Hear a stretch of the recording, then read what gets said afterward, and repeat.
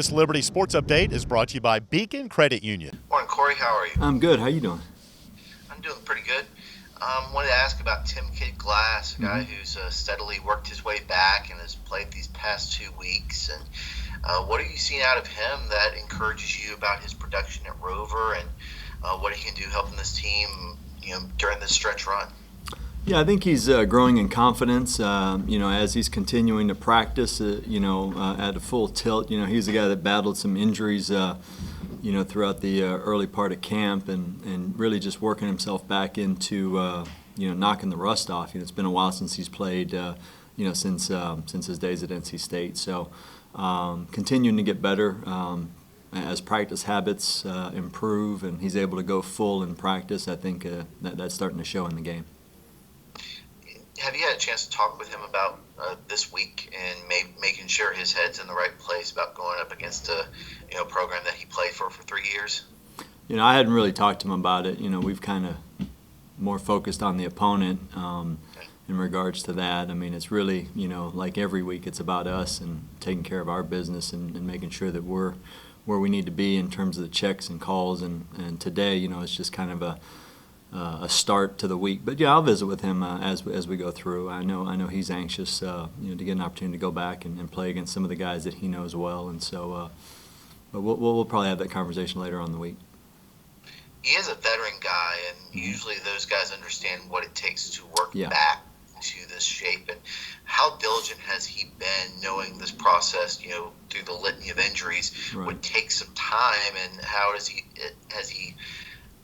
made sure he doesn't seem anxious or overwhelmed or anything like that? Because he knows you got to get to 100% before you step onto the field. Right. No, I think it's been frustrating, for him, especially some of the setbacks he's had. But I think that he's been diligent in the process in terms of just treatment and staying on top of it and staying positive and staying plugged in. That's been a testament to his work ethic and wanting to be successful in the field. He's a guy that, when you have those type of injuries, it's really easy to plug yourself out and not know what's going on. But, he's been dialed in, throughout the course of the year, so that when he did come back from a mental standpoint, it was not, any issue. It was just more the physical and just getting to the point where he was practicing full speed, which he started doing about a month ago now. And so, the last 2 weeks have been good to get him some reps and continue to grow and continue to get better. When you add a veteran presence like him to the secondary, how much does that help your safety room? Because Javon still, as a junior, he's played a lot of snaps. Right.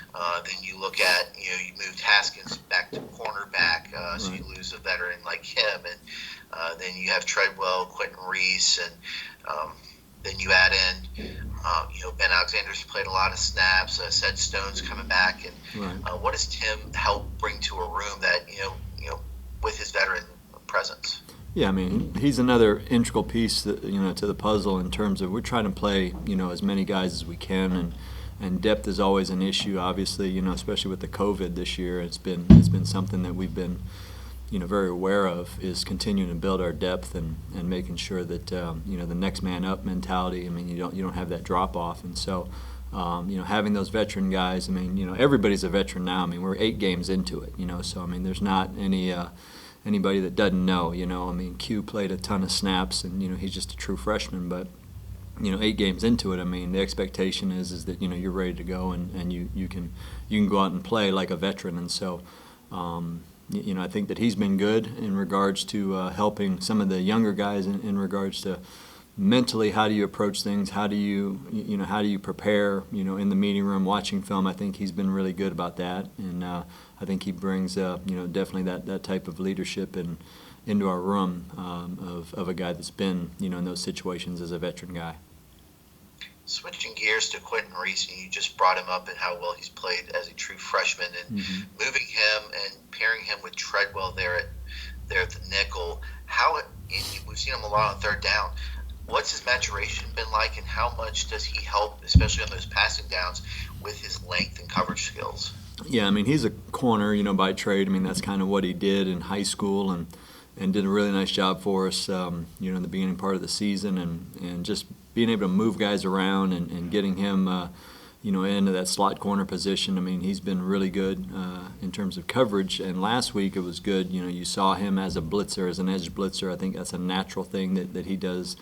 And he's pretty physical with his hands. Some of the run fits, he was able to take on, bigger people, tight ends and H-backs coming at him. And he's getting more comfortable with that. Played a real physical game on Saturday. And so, we're anxious to see him continue to grow and mature in the system. Thank you.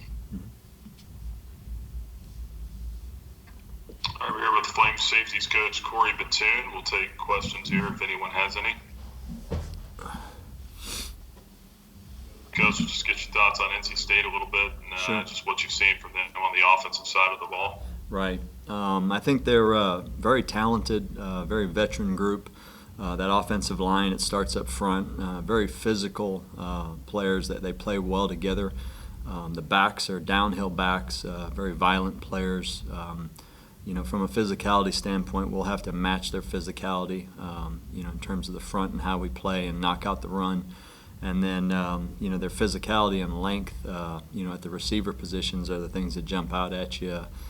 They have guys that have the length of tight ends that we've seen, but they're running like receivers and challenging for the ball. Those 50-50 balls, I mean, they're getting a majority of those. And so those are the things that really jump out at you is the physicality with the run game and their front and, the ability to finish and athleticism, out on the perimeter. And the quarterback's playing with a lot of confidence right now. He has a lot of confidence in those receivers and being able to go up and win those contested balls. They've done that pretty consistently. So those are the things that really jump out. When you watch the tape, the explosion plays where defenders are in good position, but those receivers are able to come down and finish. And they got a really good tight end that they can put in the core, and he can be effective in the run game, and they love his athleticism and his length. I think he's 6'7", and they'll put him out in the slot and get some matchups that they like. So I think they're they're kind of hitting stride as an offense. You see the production they've had the last couple of weeks from an offensive standpoint, so we'll have our word cut out for us.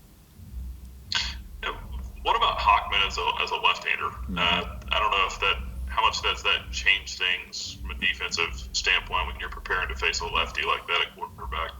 Yeah, I mean, there's different things, in terms of hashes and comfortability that you're looking at from a right to a left-handed thrower. But, the thing that jumps out at me with him is, his ability to extend plays, and a very, very athletic kid in the pocket. When they ask him to throw, in rhythm, in time, he's very effective there. And then when things maybe break down, very effective, extending plays, keeping his eyes down the field and beating you with his legs, whether it's extending plays and delivering the ball or having to tuck it and run. So, very, very dynamic player at the quarterback position.